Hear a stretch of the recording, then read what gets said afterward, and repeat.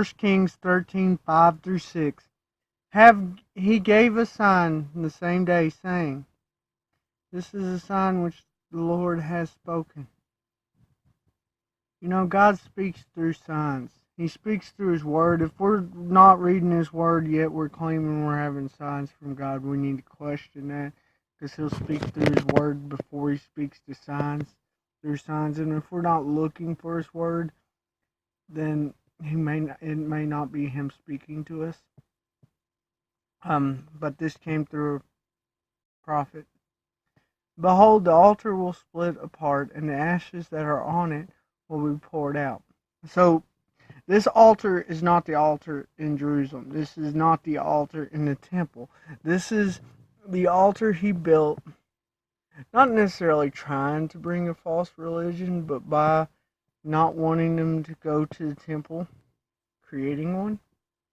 And God's here saying He don't approve of it. He don't support it. He's not behind it.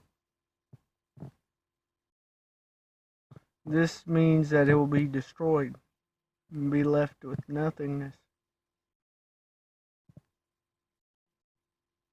We don't need to try to imitate Christian faith. We need to have Christian faith.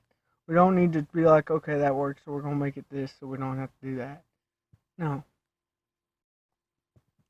And that's what they were doing. They're like, well, we can't go to Jerusalem where the temple is, where God instituted worship to be done,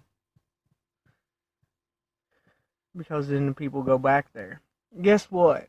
Worshiping God's more important in your political campaigns and your reign as king, because God will be Lord long after any king dies and is in the ground.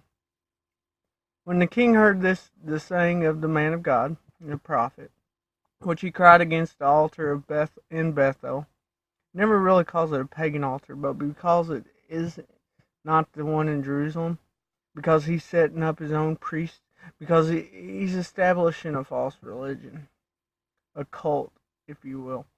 Jeroboam put out his hand from the altar, saying, "Seize him." So he's clearly rejecting the word of the Lord. Sometimes harm may come to us when we share God's word, because the king is not receptive here. The king has power, but we need to understand God's word has more power. Whether they do stuff to us or not, God's word is true, and it's true power, because it can't be broken.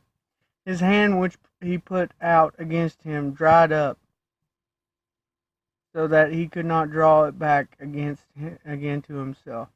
So he reaches out, put out his hand from the altar, saying, "Seize him." His hand which he put out against him dried up, so he could not draw it back again to himself. So God performs this miracle so that his spokesman can't be harmed. Now, this don't always happen. Sometimes God allows martyrs, but here God acted. We're not even told this man of God's name, but God acted on his behalf. He sent word.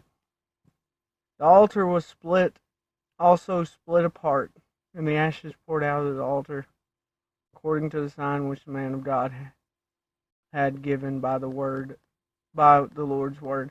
So this happens immediately. Now, I believe God was provoked to make this happen, causing him so fierce against his word, to show his power and to show their false religion. But no matter the time frame, this was going to happen because it was God's word. And we need to take heed to God's word and be submissive to him, follow him, let him lead us.